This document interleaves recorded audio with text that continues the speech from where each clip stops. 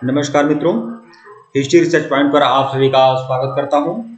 Bihar public service commission के द्वारा आयोजित बिहार टीचर भर्ती टीजीटी पीजीटी इतिहास के प्रीवियस ईयर क्वेश्चन आप लोग के सामने है। बीपीएससी के द्वारा जो भी प्रीवियस ईयर क्वेश्चन है वो सब कुछ सामने है और बीपीएससी जो प्रश्न आपका पूछता है सभी एनसीईआरटी बेस्ड पूछता है। तो यह एनसीईआरटी के प्रश्न, प्राचीन भारतीय इतिहास के एनसीईआरटी के प्रश्न जो बीपीएससी के विगत परीक्षाओं में पूछे गए हैं वह सब कुछ आप लोग के सामने है।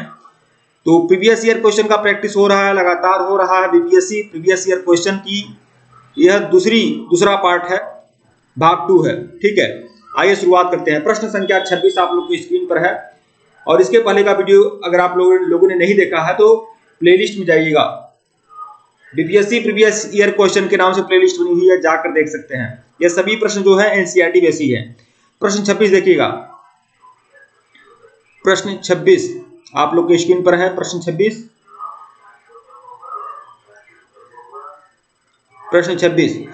किस शासक द्वारा सर्वप्रथम पाटलिपुत्र का राजधानी के रूप में चयन हुआ? तो वह शासक है उदयन। हर्यवंशी शासक उदयन या उदयभद्र के शासनकाल की प्रमुख घटना गंगा व सोन नदियों के संगम पर पाटलिपुत्र नगर की स्थापना है। बहुत ही ज्यादा इंपॉर्टेंट प्रश्न होता है कि पाटलिपुत्र की स्थापना किसने किया था। पाटलिपुत्र कहाँ है? तो गंगा व सोन नदियों के संगम पर पाटलिपुत्र की स्थापना हर्यवंश के शासक उदयन ने किया था और उन्होंने पाटलिपुत्र को राजधानी भी बनाया था। प्रश्न 27 आप लोग की स्क्रीन पर, निम्नलिखित में से किस राजा ने पाटलिपुत्र को बसाया था? तो पाटलिपुत्र को बसाने का काम जो था उदयन का था, जिसे उन्हें उदयभद्र भी कहा जाता है। मगध नरेश उदयन के शासनकाल की प्रमुख घटना गंगा और सोन नदी के संगम पर पाटलिपुत्र नगर की स्थापना करना है। उसने राजगृह में इसी स्थान पर अपनी राजधानी स्थानांतरित की थी। प्रश्न 28 विश्व का पहला गणतंत्र वैशाली में किसके द्वारा स्थापित किया गया था? विश्व का जो पहला गणतंत्र वैशाली में स्थापित किया गया था वो लिच्छवियों के द्वारा स्थापित किया गया था। वैशाली के लिच्छवियों ने विश्व का पहला गणतंत्र स्थापित किया। वैशाली बुद्ध काल का सबसे बड़ा और शक्तिशाली गणराज्य था। लिच्छवी वज्र संघ में सर्वप्रमुख थे। प्रश्न 29 देखिएगा। मगध की प्रारंभिक राजधानी कौन सी थी? मगध की जो प्रारंभिक राजधानी थी वह गिरिब्रत या राजगृह थी। विकल्प सी जो है आपका सही है। पुराणों के अनुसार मगध पर शासन करने वाला पहला राजवंश था बृहद्रथ वंश। इस वंश के पहले राजा बृहद्रथ का पुत्र जरासंध, जिसने राजगृह को अपनी राजधानी बनाई थी। बौद्ध ग्रंथों के अनुसार मगध का प्रथम प्रतापी शासक बिंबिसार था। यह हर्यंक वंश से संबंधित था। इसकी मृत्यु 492 BC में हुई। इसके पश्चात अजातशत्रु मगध का शासक हुआ। अजातशत्रु के पुत्र उदयन ने अपनी राजधानी राजगृह से पाटलिपुत्र स्थानांतरित किया था। प्रश्न 30 देखिएगा। अजातशत्रु के वंश का नाम क्या था? अजातशत्रु के जो वंश है उसका नाम क्या था? तो हर्यंक वंश। अजातशत्रु के वंश का नाम था हर्यंक वंश। ठीक है, मतलब अजातशत्रु जिस वंश से था हर्यंक वंश का पहला शासक बिंबिसार था। बिंबिसार का पुत्र था अजातशत्रु। ठीक है, और अजातशत्रु का पुत्र था उदयन या उदयभद्र। हर्यंक वंश को पितृहंता वंश भी कहते हैं। मगध का शासक अजातशत्रु अपने पिता एवं हर्यंक वंश के शासक बिंबिसार की हत्या करके राजगद्दी पर बैठा था। इसकी हत्या भी इसके पुत्र उदयन ने कर दी। जैसी करनी वैसी भरनी। ठीक है, इसीलिए इस वंश को कहा जाता है पितृहंता वंश। देखिए जो संस्कार दिया जाता है, देखिए अगर हम इतिहास से ही सीख लें तो हमें पता चल जाता है कि जैसी करनी वैसी भरनी। ठीक है, अजातशत्रु ने अपने पिता की हत्या करके गद्दी पर बैठा तो उसका पुत्र भी उसकी हत्या करके गद्दी पर बैठा। इसलिए यह सिलसिला चलता रहा, इसीलिए इस वंश को पितृहंता वंश भी कहते हैं। प्रश्न 31 सेंड्रोकोटस से चंद्रगुप्त मौर्य की पहचान किसने किया? किसने बताया कि अभिलेखों में जो सेंड्रोकोटस नाम दिया गया है दरअसल यह किसके बारे में वर्णन है? चंद्रगुप्त मौर्य के बारे में वर्णन है। और सेंड्रोकोटस से चंद्रगुप्त मौर्य का जो पहचान किसने किया था? तो विलियम जोन्स ने किया था। विकल्प जो है आपका सही है। ये सभी प्रश्न आपके बहुत ज्यादा इंपॉर्टेंट है और बीपीएससी की परीक्षाओं में पूछे गए प्रश्नों की ही श्रृंखला चल रही है। विलियम जोन्स पहले विद्वान थे जिन्होंने सेंड्रोकोटस की पहचान मौर्य शासक चंद्रगुप्त मौर्य से की। एरियन और प्लूटार्च ने चंद्रगुप्त मौर्य को एंड्रोकोटस कहा, जबकि जस्टिन ने क्या कहा? सेंड्रोकोटस कहा। ठीक है, देखिए मित्रों ये जो भी आप लोग को सीरीज मिल रही है ये सभी एनसीईआरटी बेस्ड सीरीज है और टीजीटी और पीजीटी परीक्षा के लिए, बीपीएससी टीजीटी पीजीटी परीक्षा के लिए बहुत ही ज्यादा इंपॉर्टेंट है। एनसीईआरटी का कंप्लीट कोर्स जो भी लोग ज्वाइन करना चाहते हैं, कंप्लीट नोट्स और टेस्ट सीरीज जो भी लोग चाहते हैं वो हमारे ऑफिशियल व्हाट्सएप नंबर पर मैसेज कर सकते हैं। ऑफिशियल व्हाट्सएप नंबर डिस्क्रिप्शन में भी है, ऊपर भी शो हो रहा है। प्रश्न 32 देखिएगा। ब्राह्मी लिपि को सर्वप्रथम किसने पढ़ा था? तो जेम्स प्रिंसेप ने पढ़ा था, क्योंकि ब्राह्मी एवं खरोष्टी लिपि में ही सम्राट अशोक के अभिलेख थे तो उसको पढ़ने में सफलता प्राप्त किया था जेम्स प्रिंसेप ने। सर्वप्रथम 1837 में जेम्स प्रिंसेप ने नामक अंग्रेज विद्वान ने अशोक के लेखों को ब्राह्मी लिपि का वाचन किया, किंतु उन्होंने लेखों के देवनाम देखिए लेखों में सबसे पहले तो इन्होंने अशोक के अभिलेख को पढ़ा था 1837 में जेम्स प्रिंसेप ने, लेकिन लेखों में देवनाम पी जो शब्द है था, उसने देवनाम पी का मतलब अशोक से नहीं लगाया। उसने ये कहा कि देवनाम पी जो शब्द है मतलब देवनाम पी मतलब देवताओं का प्रिय, यह पहचान सिंघल के राजा तिस से कर डाला था। ठीक है, जबकि कालांतर में यह तथ्य प्रकाश में आया था कि सिंघली अनुश्रुतियों में दीपवंश और महावंश में यह उपाधि अशोक के लिए प्रयुक्त किया गया है। ठीक है, प्रश्न 33 देखिएगा, मेगास्थनीज की पुस्तक का नाम क्या था? तो मेगास्थनीज की पुस्तक थी इंडिका। चंद्रगुप्त मौर्य सिकंदर का समकालीन शासक था। सिकंदर के समकालीन विदेशी लेखक जो थे निर्याकस, एनेक्सोक्रोटोसस, एरिस्टोबुलस तथा मेगास्थनीज। ठीक है, जिनके विवरण चंद्रगुप्त मौर्य के विषय में सूचनाएं देते हैं। विदेशी लेखकों में मेगास्थनीज का नाम सर्वप्रथम महत्वपूर्ण है। इंडिका इनकी रचना है। प्रश्न संख्या 34 देखिएगा, इंडिका का लेखक कौन था? इंडिका जो ग्रंथ है इसके लेखक कौन है? तो वह है मेगास्थनीज। मेगास्थनीज की पुस्तक इंडिका में पाटलिपुत्र के नगर प्रशासन का वर्णन मिलता है। मेगास्थनीज की जो इंडिका है इसमें पाटलिपुत्र के नगर प्रशासन का वर्णन मिलता है। इनके अनुसार पाटलिपुत्र नगर का प्रशासन 30 सदस्यों की 6 समितियों के द्वारा संचालित होता था। ठीक है, 30 सदस्यों की 6 समितियों के द्वारा संचालित होता था। तब प्रत्येक समिति में 5 सदस्य हुआ करते थे। समिति का कार्य बिक्री कर वसूल करना था। विक्रय कर मूल्य का 10वें भाग के रूप में यह कर वसूला जाता था। करों की चोरी करने वाले को मृत्युदंड दिया जाता था। ठीक है, तो विक्रय कर कितना वसूला जाता था? 1/10। प्रश्न 35 देखिएगा, मेगास्थनीज दूत था। मेगास्थनीज किसका दूत था? सेल्यूकस निकेटर का दूत था मेगास्थनीज। विकल्प ए जो है आपका सही है। मेगास्थनीज सेल्यूकस निकेटर द्वारा चंद्रगुप्त मौर्य की राजसभा में भेजा गया यूनानी राजदूत था। इसके पूर्व वह अराकोशिया के क्षत्रप के राजदरबार में सेल्यूकस का राजदूत था। मतलब जो सेल्यूकस का राजदूत मेगास्थनीज चंद्रगुप्त मौर्य के दरबार में आया था, वह चंद्रगुप्त मौर्य के दरबार से पहले कहां के दरबार में गया था? अराकोशिया के दरबार में गया था। ठीक है, किसके द्वारा? सेल्यूकस के द्वारा। मेगास्थनीज ने काफी समय तक मौर्य दरबार में निवास किया, तो उसने जो कुछ देखा सुना उसने अपनी पुस्तक इंडिका में लिपिबद्ध किया है। प्रश्न 36 देखिएगा, अंतिम मौर्य सम्राट कौन सा था? तो अंतिम मौर्य सम्राट है बृहद्रथ। अंतिम मौर्य सम्राट बृहद्रथ है। बृहद्रथ की हत्या उसके सेनापति पुष्यमित्र शुंग द्वारा 184 ईस्वी में की गई है। यहाँ पर वही प्रश्न मैं समाहित किया हूं जो बीपीएससी की प्रीवियस परीक्षा में पूछे गए हैं। ठीक है, प्रीवियस ईयर के क्वेश्चन बीपीएससी के द्वारा जितने दिए गए हैं वो सब कुछ हमारे द्वारा बताया जा रहा है, तो आप लोग इसे अच्छे से देखिएगा। और ये सभी प्रश्न एनसीईआरटी से ही हैं।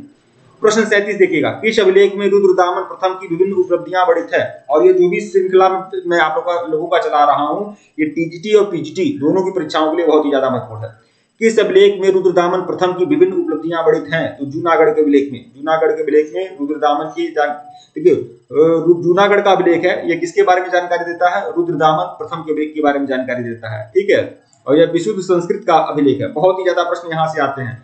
गुजरात के जूनागढ़ से रुद्रदामन का एक अभिलेख प्राप्त हुआ है। यह शिला पर उत्कीर्ण है।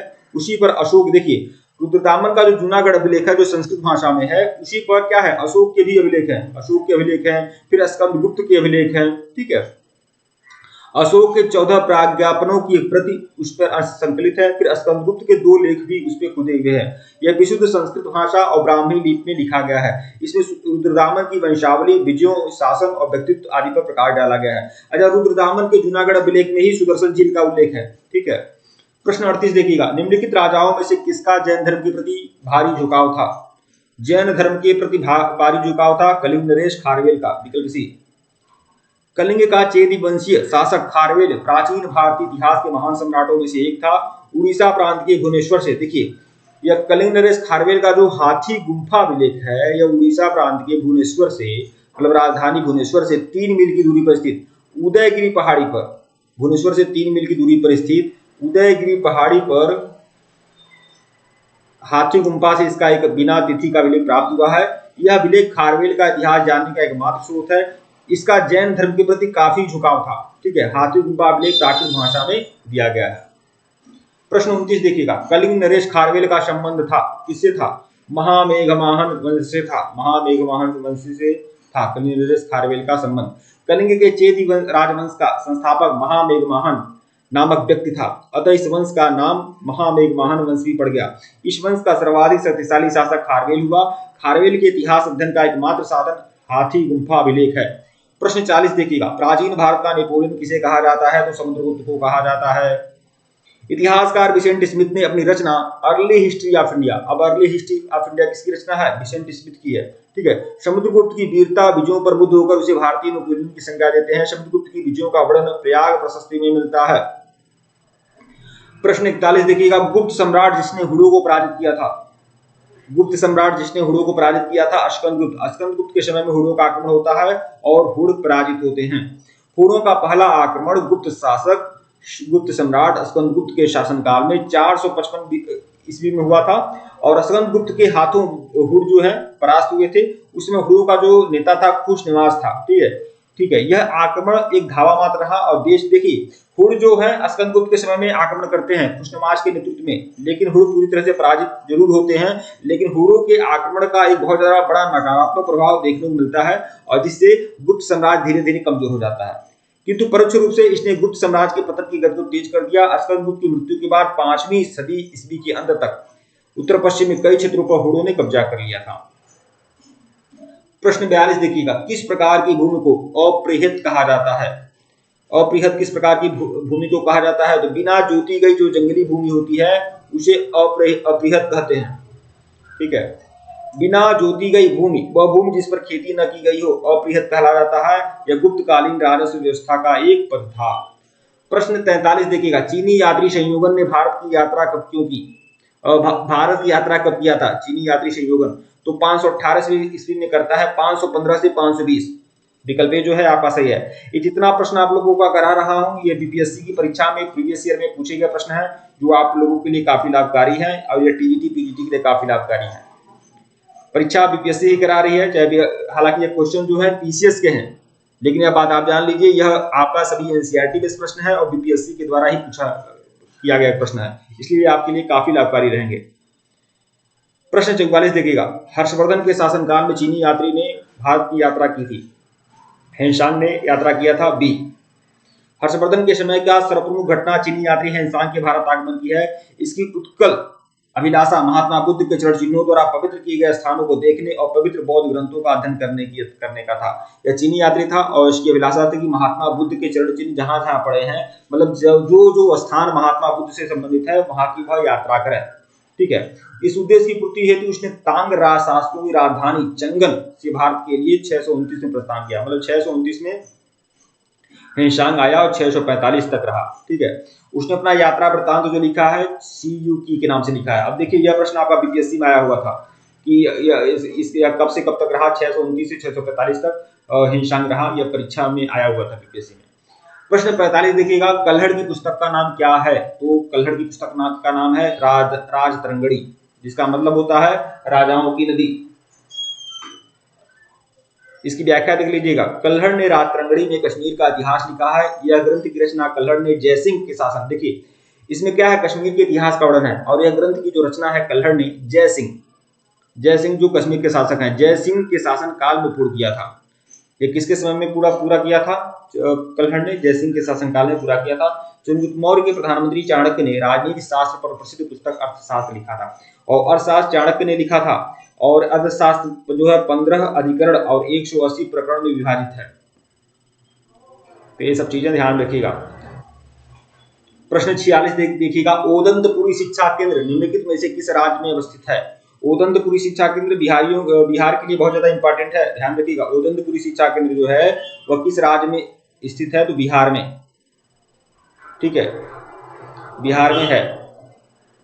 बी जो है सही है।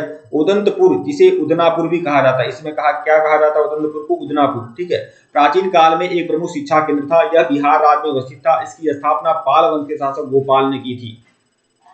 प्रश्न 47 देखिएगा, कर्नाट वंश का संस्थापक कौन था? ये कर्नाट वंश क्यों महत्वपूर्ण है? क्योंकि कर्नाट वंश जो था वो बिहार का जो मिथिलांचल इलाका है, बिहार का जो मिथिलांचल क्षेत्र है वहां पर कर्नाट वंश था। ठीक है, तो कर्नाट वंश के संस्थापक कौन थे? नान्यदेव कर्नाट वंश के संस्थापक थे।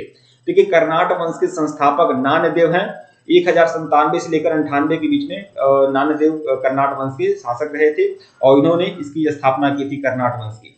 ये एक महान योद्धा थे। नान्यदेव ने कर्नाट की जो राजधानी बनाई थी सिंघरावगढ़ बनाई थी। सिंघरावगढ़ कर्नाट वंश का जो शासनकाल है मिथिला का स्वर्ण युग कहा जाता है। मिथिलांचल का स्वर्ण युग कहा जाता है कर्नाट वंश के शासनकाल को, ठीक है। और कर्नाट वंश का शासनकाल कहाँ था, शासन कहाँ करता था, मिथिला में। इसलिए यह जो प्रश्न है इंपॉर्टेंट है। प्रश्न 48 देखिएगा, कर्नाट वंश का अंतिम शासक, प्रथम शासक तो नान्यदेव है और अंतिम शासक कौन है कर्नाट वंश का, तो हरि सिंह। हरि सिंह कर्नाट वंश के अंतिम शासक थे, हरि सिंह। ये कला और साहित्य के महान संरक्षक थे और इन्होंने पंजी व्यवस्था की शुरुआत की थी। हरि सिंह ने पंजी व्यवस्था की शुरुआत की थी और यह अंतिम शासक थे। प्रश्न 49 देखिएगा, किस काल में अछूत की अवधारणा स्पष्ट रूप से परिलक्षित हुई थी। अछूत की जो अवधारणा आई थी वो धर्मशास्त्र के समय में आई थी, धर्मशास्त्र के काल में। देखिए व्याख्या देख लीजिए, धर्मशास्त्रों के समय में 4 वर्णों ब्राह्मण क्षत्रिय वैश्य शूद्र के अतिरिक्त समाज में अन्य जातियों अंबष्ट उग्र निषाद मागध वैदेहक रथकार आदि का आविर्भाव अनुलोम एवं प्रतिलोम विवाह के फलस्वरूप हुआ था। पाणिनि ने 2 प्रकार के शूद्रों का उल्लेख किया है, निर्वासित और अनिर्वासित। 2 प्रकार के शूद्रों का उल्लेख पाणिनि ने अपने ग्रंथ अष्टाध्यायी में किया है, निर्वासित और अनिर्वासित। इनमें पहले प्रकार के शूद्र ही अस्पृश्य माने जाते थे, मतलब यही अस्पृश्य माने जाते थे, यह अस्पृश्य नहीं माने जाते थे। अगला प्रश्न देखिएगा और सबसे आखिरी प्रश्न, कनिष्क के शासनकाल में बौद्ध सभा किस नगर में आयोजित की गई थी, तो कश्मीर में, कुंडलवन कश्मीर में। विकल्प सी जो है आपका सही है। हर सीरीज में केवल 25 प्रश्न ही करा रहा हूं, इस तरह से आप लोग का जितना प्रीवियस ईयर क्वेश्चन है इतिहास का वो सब कुछ कंप्लीट हो जाएगा। बौद्ध धर्म की चौथी और अंतिम संगति सभा कुषाण शासक कनिष्क के शासनकाल में कश्मीर के कुंडलवन में हुई थी। इसकी अध्यक्षता वसुमित्र ने किया था। अशोघोष ऋषि उपाध्यक्ष थे। यहाँ बौद्ध ग्रंथों की कठिन अंशों पर सम्यक विचार किया गया और प्रत्येक पिटक पर भाष्य लिखा गया। कनिष्क ने इन्हें ताम्रपत्रों पर खुदवाकर एक स्तूप में रखवा दिया। त्रिपिटक में लिखे गए इन्हीं भाष्यों को विभाष शास्त्र कहा जाता है। उल्लेखनीय है कि पहली बौद्ध संगति बुद्ध की मृत्यु के बाद राजगृह की सप्तपदी गुफा में हुई थी। उसी समय मगध का शासक कौन था, अजातशत्रु था। इसकी अध्यक्षता महाकश्यप ने की थी। दूसरी बौद्ध संगति जो हुई थी कालाशोक के समय में हुई थी, बुद्ध की मृत्यु के पश्चात वैशाली में, और इसकी अध्यक्षता किसने किया था, शबाकामी ने किया था। ठीक है मित्रों, वीडियो को लाइक और चैनल को सब्सक्राइब करेगा, टेलीग्राम को बिल्कुल ज्वाइन करेगा, लिंक डिस्क्रिप्शन में दिया गया है। अगर इसके पहले का वीडियो नहीं देखे हैं तो प्लेलिस्ट में जाइएगा, BPSC previous year questions practice के नाम से प्लेलिस्ट बनी हुई है, जाकर देखिएगा। ठीक है मित्रों, धन्यवाद आप लोग को। और हमारे ऑफिशियल व्हाट्सएप नंबर पर मैसेज कर सकते हैं, जिनको भी एनसीईआरटी का कंप्लीट कोर्स और नोट्स और टेस्ट सीरीज चाहिए आप मैसेज कर सकते हैं। यह हमारा ऑफिशियल व्हाट्सएप नंबर है 8318397276 और इसकी फीस केवल आपका 1499 रुपये रखी गई है। ठीक है, लेकिन नोट्स और ये आपका 1499 में क्या होगा, ये 1 ईयर सब्सक्रिप्शन का है, 1 ईयर सब्सक्रिप्शन का है। लेकिन केवल नोट्स और टेस्ट सीरीज चाहिए तो इसकी फीस केवल 799 रुपये रखी गई है। आप हमारे व्हाट्सएप पर मैसेज कर सकते हैं। धन्यवाद।